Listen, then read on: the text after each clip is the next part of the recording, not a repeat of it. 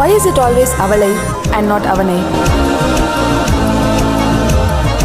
அவனை அவனை ரசித்து கிடந்து விழிகள் வேறாரையும் பார்க்காது. ஹே அவனை அவனை பழகி தொலைத்த இதயம்